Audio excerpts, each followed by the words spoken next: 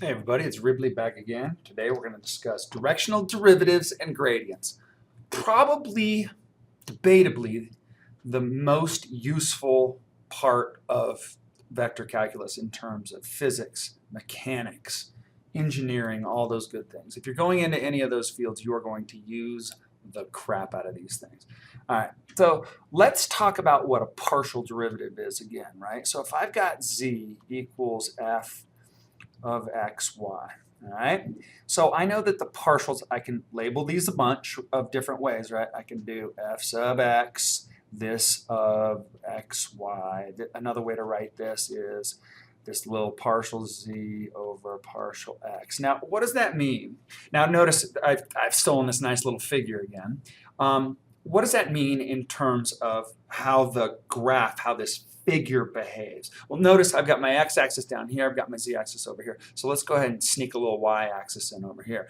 Well, what it says is we fix a y value. If I take the partial derivative with respect to x, if I want to use it, I fix a y value, I build a plane, and then I find, so let's say, I don't know, y equals, I don't know, y not, who cares, but we'll just call it 2. I'm going to call this little value 2. I have this plane, this vertical plane pop up, right, into the figure, and then I look at where it intersects the curve, and then I'm totally faking this, by the way. Let's say that it intersects it right there, it chops it right there, and then I look, excuse me, at that quote-unquote tangent line. That right there represents the derivative. Now, I would have to grab an x value to plug in. Let's say that I pick x equals, I don't know, 4. So this would be the point f of 4 comma 2. And this would represent, this partial would represent the slope of the tangent line. Now, I'm going to erase that. Let's talk really quickly about, about the partials with respect to y. So if I, again, z equals f of x, y. If I go fy of x, y, affectionately known as partial z over partial y. Well, what happens? I fix an x value. I draw myself a little plane. I have got to get better at being an artsy-fartsy guy. I apologize. And then let's say that I'm looking for the slope of the tangent line to the curve at y equals, I don't know, 1. Who cares, right? And this is going to be x equals 1. So I can imagine that this curve at 1, 1 slams into this guy about here. So the slope of that tangent line in that plane, now that's the thing that we have to appreciate, is that this slope is going into the plane. So it's kind of hard to see. It's kind of wrapping itself around, is going to be the partial. Now, that's very limiting. Does everybody agree with that? It's very limiting. So what I need to do is I need to come up with a new way of talking about a derivative. Well, that new way is called a directional derivative. Now, let me explain how this works. Let's say, for example, I want to figure out the slope of a tangent line. Now, I'm saying tangent line sort of facetiously because there's an uncountably infinite number of quote-unquote tangent lines to this curve at any given point, like right there. But because I could have this guy, and I could have this guy, and I could have this guy, and then I could have the partials and all that good stuff. We've talked about that quite a bit. So what I need is I need a reference vector. And that reference vector is going to be something down in the xy plane. So let's say that I've got some reference vector that starts here and finishes here, and I'm going to call that AB. Okay, this is our good. Remember, vectors are mobile. When I write it as AB, that implies it starts at x equals 0, y equals 0, which would be somewhere over here, and it would be parallel, but I just move it over here, so it's no big deal. Now, instead of building a plane where I fixed x, so I get this up and down, or y, where I get this left to right plane that cuts into the figure, now I have a different plane, don't I? I've got one that's cutting like this, and it's going to catch, I don't know, it's going to look something, I want it in the same direction, so it's going to look something like that. All right, in other words, if I were to project this vector down onto the xy plane, I would get this vector right here. But we may have another problem. there's an uncountably infinite number of ways to describe this vector in this direction, right? If I multiply through by a scalar, I get a different vector, but I get exactly the same direction. So I'm going to cheat. I'm going to go to our unit vector. I'm just going to let this guy be the unit vector in direction AB, all right? So it's got to be a unit vector. What's the definition of a unit vector? It's a vector with magnitude 1. All right. So what a directional derivative is it's a vector on the surface of this guy, that's in the same direction, hence the name directional derivative, as the vector in the xy, the unit vector in the xy plane. And let's change colors real quick. If I want a different one, I would do, let's go this guy here. All right. This guy instead is going to be AB. Now I'm climbing up my surface.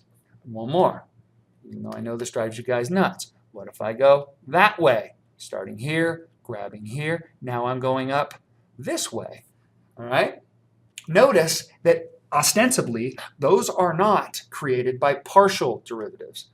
They're not. So what we need is another way to define them, and that is the directional derivative. Now I'm going to give you the formal definition of the directional derivative. It's going to be written with limits, just like before. I'm not going to go into the theory of how the formal definition kicks into the actual computational formula that we're going to use. I'll leave that aside for a little extra credit project if you guys remind me. Lots of extra credit this semester, so I think you'll enjoy it. All right, the definition. All right. Directional derivative. Directional derivative. It's got its own notation here. So the directional derivative, geez Louise, I'm a mess, of f at some point x naught, y naught, in the direction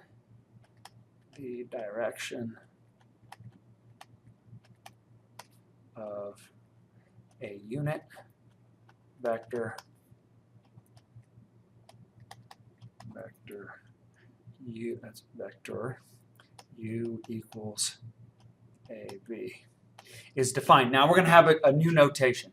It's big D with a little u. That tells me in the unit. It's in the direction of the unit vector AB. Think about it. Theoretically, you could have an uncountably infinite number of these guys because I can have an uncountably infinite number of vectors in this same direction as the unit. So mathematicians, being simple as we are, simply said, all right, no. We're not going to get fancy with this. We're going to simply always point it in the direction of the unit vector because it'll make our lives easier. So the notation is written like this. It's the unit vector in the, it's the directional derivative in the direction of the unit wow. Let's try again. The directional derivative in the direction of the unit vector u of f at x naught, y naught. Wow, that is a mouthful. And unfortunately, there's not an abbreviated notation for it, which is kind of a bummer. Well, yeah, I'll just leave it at that. Is the limit as h goes to 0 of, now this is going to be f of x naught plus ha, y naught plus hb minus f of x naught, y naught, all over h. Now you may ask, what do these HAs and HBs do to it? Now this is the definition. Well, what it does to it is it gives us a theorem. And getting from here to what I'm about to give you, is going to be something worth taking a look at down the road. So all that it means is this guy becomes the directional derivative in the direction of the unit vector of f of x naught, that really is a mouthful, isn't it, is equal to, now, you ready? This is going to be fx at x naught, comma y naught, dotted with a, plus fy. What are the fx and fy? Those are partials, right? Of x naught, comma y naught, dotted with b. In general, if I want the directional derivative of x comma y, I just do the partials of xy, so I leave it as a function of xy with A plus partial of y with b. Now I said dotted a little bit earlier. You can kind of look and see, what am I doing here? These are vectors, right? I mean, definitely there's some dotting going on here. So what I'm really doing is, let's just deal with this guy. I'm taking fx xy plus fy xy, those partials, right? And if this were I and this were j, wouldn't this guy right here be this guy dotted with a plus b? Isn't that what would happen? I mean, look close. What we're doing is, or this should be ai plus bj, shouldn't it? We're doing a dot product process here, which is so important because that, I mean, it gives us everything that we need.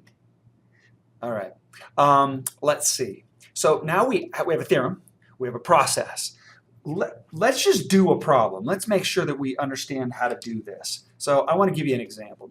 And I know we don't do examples very much, but these are super fun and they're quite easy. So first things first, let's find the directional derivative. I don't know. Let's find du of f of x, y. If f of x, y equals x squared y minus y cubed x. Okay? So how do I do this? Now, first, I need to figure out a vector that I'm dotting it in the direction of. Otherwise, I'm just going to have partials, right? So let's say in the dissection,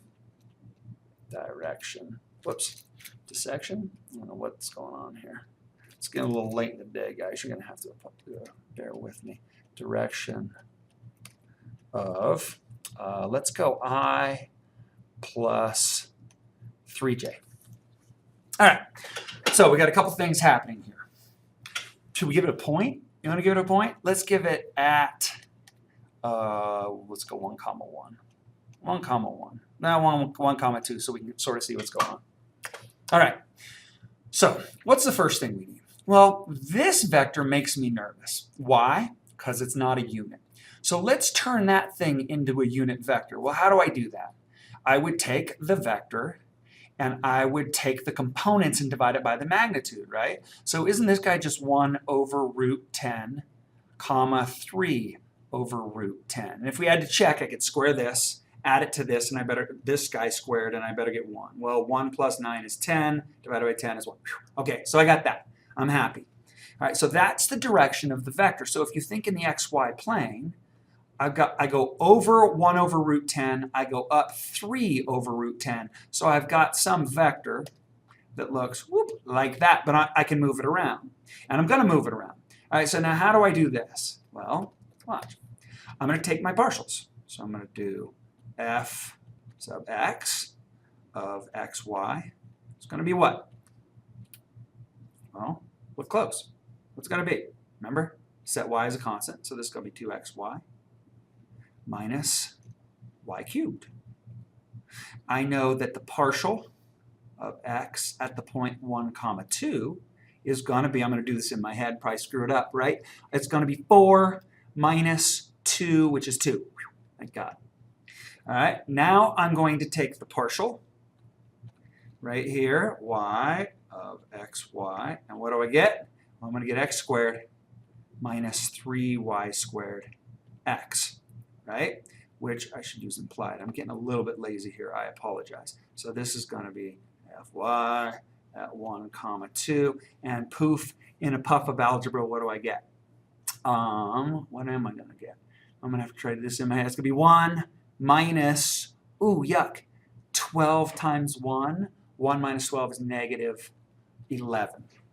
All right? So I'll meet you on the next one. On second thought, let's just stay right here. So I know that dw of f at 1, 2, man, that is a mouthful, is simply equal to 2 times 1 over root 10 minus 11 I should say plus negative 11 times 3 over root 10. Whoa, let's call that 3 over root 10. And this is equal to 2 minus 33 over root 10, which is equal to negative 31 over root 10. Now, what is that? What are we looking at? We're looking at the rate of change of the function f. So again, let's assume, just humor me for a second, even though you're going to be like, what? There's no way that can happen. Humor me for a sec. If, let's say that this function right here came from, where's my function? From this function right here. It clearly didn't. If I go to the point 1, 2, so over 1 and up 2, then what I have is I have the slope of the line. Whoops, let's change colors. I have the slope of the line, quote unquote, tangent, right? This vector, which is parallel to the unit vector down here in the same direction, and it has a magnitude of negative 31 root 10, which is about negative 10. So it's telling me, oh my goodness, we are going along this part of the curve that's parallel to this unit vector. We're moving pretty quickly, right? Like I said, it's like negative 10. So we're hauling butt down this curve. Again, this you're going to have to bear with me as far as me stealing this figure. Okay? So that's directional derivatives. They're fantastic. The notation is awful, but you'll get used to it. It's not so bad. Now we're going to talk about gradients. What is this mighty gradient you speak of, Dr. Ripley? And where does it come from? Well, you heard me in the last little chunk talk about dotting. However, remember back here, we ended up with a number because we were plugging in a value. But it had this very dot product-y feel that I got kind of flip with this notation. But look, what are these two vectors? Well, we know what this vector is. This was the unit vector. All right? So what is this vector? That's easy. That vector right there is simply the gradient. Now, it's called the gradient, and I'll explain exactly what it is here in just a sec. It's the gradient vector. And if we think of the directional derivative of f, that's why in the direction of a unit vector, of this guy, not so much as the partials, I can write this guy as f x y dot or times a. Don't listen to me, I'm crazy. And then the partial y of x, y of b. Now, because it's got this very dot product-y feel, what I can say is, now I'm going to change up notations with vectors a whole bunch just to keep you guys sort of on your toes, okay? Don't be afraid, just get used to them. This guy right here, the partial with respect to x of f, and the partial with respect to y, the vector that it creates is called the gradient. This is the gradient, and it has very, very special products. Now, I don't like this notation as much as I like this notation. It's an upside down triangle, and it's the gradient of f of xy. All right? Kind of, you'll see why the notation is really helpful. It's kind of like an upside down mountain that you're climbing up. Okay? But the notation is the gradient of this. Sometimes you'll see this written as grad f, but I don't like that. Okay, so, whoops, what did I do? I got equal signs here. So I'm going to use the mathematician's trick and use implies. Anyway, all right, so we've got this gradient. What is the gradient? Well, it's a vector-valued function is what it is. You plug in an x and a y, and you get a vector out of it, right? You give me a value, I'll give you a vector back. But we got it. I'm going to show you a couple of things, okay, in this video, and I'm going to show you how gradients are used and why they're so important. But first, I want to rewrite this directional derivative, okay? And I want to show you kind of how this dot product phenomenon that we have here has some really interesting properties to it. All right, so I'm going to rewrite this then.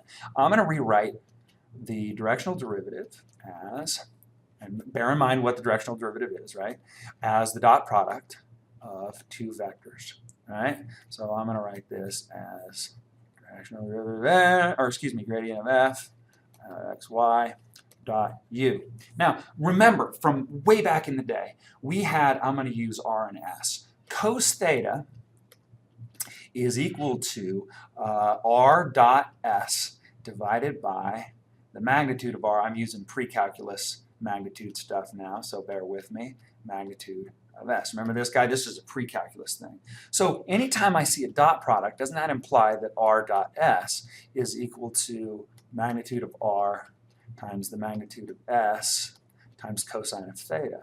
All right, now just bear with me. I know you're going, Ripley, what are you doing? Let's look at this thing. Do you agree that according to this little property that I just showed, let me change pens because we're really changing speed here.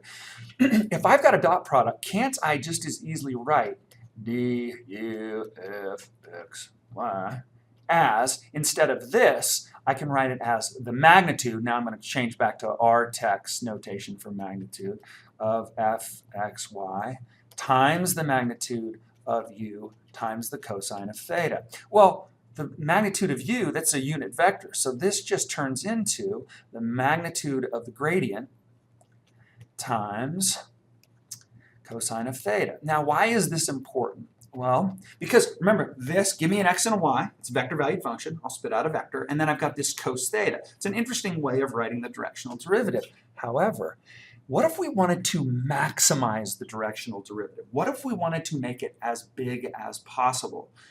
Well, what would happen? Well, if I do that, then what's going to happen here? If I want to maximize it, then I want to make this thing, this gradient, as big as possible, and I want cos theta to be what? What's the absolute biggest that cos theta can be? Well, it's 1, right? And that happens when? When theta equals 0. If theta equals 0, what does that say? Now, we're going big on this one, so bear with me. If theta equals 0, then what does it say about the direction of the unit vector and the gradient? They are in the same direction. They're parallel. This would imply that if I want max, now I'm going to get a little bit lazy here, directional derivative, I want the gradient to be as big as possible, right? The size of it, excuse me, the magnitude of it, and the unit vector, u, in the same direction, i.e. parallel. Now, that's something else. I'm going to go through an example with you straight out of your textbook. I have it on PDF. PDF. And I'm going to show you what I mean. And then the ramifications are really big. It's huge, okay? But I want to give you this idea about how to maximize the directional derivative and, again, the ramifications of that, okay? I'll meet you back here with the PDF opened up here in just a second. Okay, so let's go through this example directly from your text. This is a great example. All right, now you're going to have to bear with me a little bit because it's going to get a little crazy when I'm jumping back and forth between things. So just like I've done in the past, like I've told you, cover up the solution and try to do the problem if you're a little bit confused. All right, so let's read through this. If z equals f of x, y is equal to x e to the y, I'm just following through this. All right, find the rate of change of f at the point 2, 0 in the direction from P to Q at 1/2, 2. Now, find the rate of change. So my brain kicks into derivative in the direction. Oh, it's a directional derivative. I'm not afraid. So I am finding du of f of xy. But really, in this case, because it says at the point 2, 0, so I'm looking for du f at 2, 0. Okay, before we do this, let's take a gander at what this curve looks like, because it's pretty cool, okay? We're going to take a look. Ooh, there's the curve.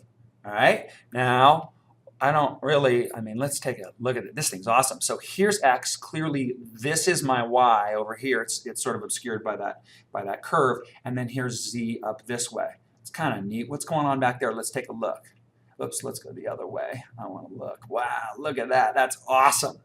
Okay, now it's kind of a bummer that we lose our scales because I always have to, if it pops up strangely or if I've moved it around too much, I always sort of have to tweak it around so I can see what my scales are. Otherwise, I completely lose track of what I'm looking at. Okay, so this is what the curve looks like. This is what the surface looks like. It also doesn't have scales on here per se, except what I've thrown in. In this case, I've gone from -5 to 5 and -5 to 5. So pretty awesome, right? This is definitely a neat looking graph. All right, so enough said. Let's get back to what I was doing before. Oh, come on, go away. All right. All right, so how do we do this? Well, I'm just going to follow the formula. So first things first, I'm going to go du, of f of x, y is going to, I'm going to walk you painfully through this, is the gradient of f of x, y times the unit vector of, in the direction of the vector from 2, 0 to 1/2, comma 2. So let's pick the low-hanging fruit first. So I'm going to have the gradient of f of x, y is just the partials. So what's that going to be? It's going to be, I'm going to write it out. I know you're going to hate me, right? This is xy plus the partial y xy, and this is a vector, right? So we'll put an I and we'll put a j there, or I could write it in vector form. So this partial is going to give me e to the y I plus what? X e to the y j, right? X is, whoops, j as opposed to z. I don't know what the heck happened there. Feed me. J, nothing to it. So while we're here, we might as well find the gradient of f at 2, 0. That'll make our lives easier, right? So this is going to give me I plus 2j. True? Nothing to it. I could also write this as 1, 2. That's my gradient. Fair enough? Okay, now I need to find the unit vector in the same direction as the vector from 2, 0 to 1/2, comma 2. So let's find PQ. Remember a little vector notation here. From P to Q, what does that appear to be? Negative, what, 3/2, comma 2? Negative 3/2, comma 2. That's my vector. Now, how do I turn this into the unit? Well, let's find the magnitude of this guy. The magnitude of PQ is going to equal what? What do I get? 9/4 plus 16/4 is the square root of 25/4. I did that in my head. Yell at me if you need me to do that. That square root is supposed to drop all the way down. So it looks like 5/2. True? So if I divide, remember how I turn any vector into a unit vector? I just divide each of the components by the magnitude. It looks as though this guy is going to be what? Negative 3/5, comma 4/5? Does that look right? Is that a unit vector? 9 plus 16? Yeah, it looks right to me. All right, now all that I have to do now is take, if I want the directional derivative of f at 2, 0, then what do I get? Well, I take 1, 2, and I dot it with negative 3/5, comma 4/5, and the magnitude of my rate of change at that point, 2, 0, in the direction of which, where am I? Of this vector is going to be what? Looks like it's going to be negative, what? Negative 3/5 plus 8/5, right? Which is 1. Yay for us. All right? That's pretty easy. It's changing. If I cruise along that surface, at the point 2, what did we say? 2, 0, right? Somewhere over here, then I am in the direction of that vector. That's the tricky part, is we got to remember that, oh, this is where I get goofy, is we have to remember that we're cruising in the direction of the vector negative 3/2, comma 2. All right, so now this is where it gets a little bit fun. I like this. In what direction does f have the maximum rate of change? What is the maximum rate of change? Well, let's go back to this other page. Don't look at the solution. In what direction? Well, look at this. It says if I want to max this guy, if I want to max it, then I need to have the direction of the gradient vector. And I know that the maximum value of the gradient vector, or excuse me, of the directional derivative is going to be the magnitude of the gradient vector. So once we have, let's see, we found it right here, right? So the direction, we get that, that's what's so beautiful about the gradient is we get all this information for free. Direction of max, I'm going to get a little lazy here, du is 1, 2. Oops, 1, 2. And the magnitude, and let me throw in a little max magnitude, wow, sounds important, is the magnitude of the gradient. Whoa, I'm getting crazy here, aren't I? The magnitude of the gradient at 2, 0, but I'll just write it like this. So what's that going to be? Well, it's the magnitude of this. Here's my gradient at 2, 0. So this is what? It's going to be the square root of 1 squared plus 2 squared, which is root 5. Now look at the difference. Let's make sure we understand here. When I headed in the direction of -3/2, 2, right, then that puts me in trouble because it doesn't get me in trouble. It's just not the max, it's not the greatest magnitude. It's not the greatest directional derivative. Root 5 is clearly larger than 1. Now, I want to go back to that PDF and I want to show you what happens because this is going to consolidate all of your understanding about the gradient because it's absolutely fantastic. Watch. Let's go to the PDF. Look close. I'm going to blow this up a little bit. All right, so let's make sure we got the right answer. All right, how did we do? Boom, I got 1, 2. Ooh, they did the same thing I did. 1, all right, that's cool. Right, this is when we cruised along this vector. Where's that vector? They don't even have it in. Oh, yes. No, they don't. Here it is. There's the vector. When we cruised along in that direction, we got a magnitude of 1. But when we cruised along in this direction, along 1, 2, we got a magnitude of root 5. Now, what does that mean geometrically? All right, this is what it means. Whoa, what's going on here? This is what it means geometrically. Look close. Look at this. When I go from P to Q, when I go from 2, 0, well, I have no idea what just happened there. Just bear with me. Leave me alone. Leave me alone. Okay. When I cruised from 2, 0 to 1/2, 2, my directional derivative was in this direction, right? What are these? These are level curves, right? All these are level curves for the function, all right? For this function right here. I did it again. Stop it. All right. However, if I cruise along 1, 2, all right, that's the direction of the gradient. Now notice what's going on here. Notice the direction of that gradient. What is it doing with respect to this level curve? It's at a right angle. The gradient is at a right angle to the level curve that passes through 2, 0. I think I just got a chill. What does that mean? What does the gradient give us? Not only does it give us the max rate of change and the fact that the vector itself lays at a right angle to the level curve at that point, it also tells us, and this is the most important thing, it's the most important thing about the whole deal, it tells us that the gradient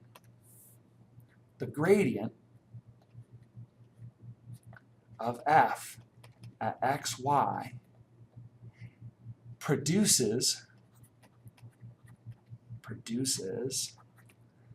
the greatest rate of change in z equals f of xy. So what does that mean? What does that mean in English terms? Well, it means this. It means you are climbing z equals f of xy at its steepest possible approach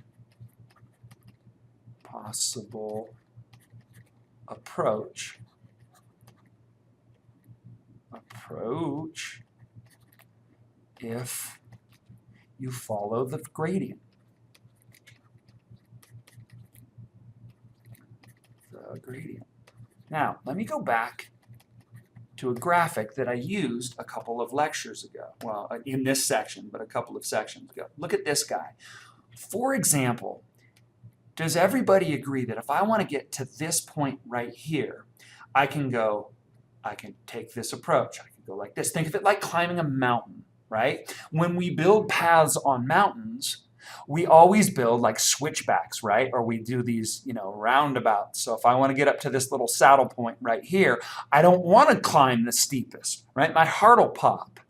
However, if I need to get there in the most direct way, what am I going to do? I'm going to go straight up the steepest part. Now that steepest part right here is my gradient vector. Whoops, did it upside down, didn't I? Is my gradient. That's the way to climb the steepest. So gradients point us, they're kind of like due norths in terms of these surfaces in 3 dimensions.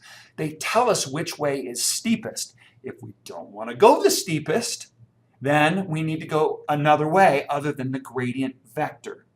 But if we want to get there in the most direct possible way, then we want to use the gradient. Now think about it another way. If I want to get to a maximum value of a function, then what should I probably do? I should follow the gradient. I should follow the gradient. So, and we'll get into that in the next section. The gradient will point us in the direction of the maxes. So let's do that in another color. All right, gradient points to maxes. And that's another reason that it's so useful. All right, we're going to play with this a bunch. It's one of the most important topics in all of vector calculus, in all of multivariable calculus, in engineering, in design, and all those things. Gradients are huge. So if you had to focus, and I know that I've said this before in Calc 1 and Calc 2, this really is the quintessential section for multivariable calculus and its applications, which we're going to get into further applications in the next section. But that said, thank you for your time. Thank you for your attention. Let's do some problems tomorrow.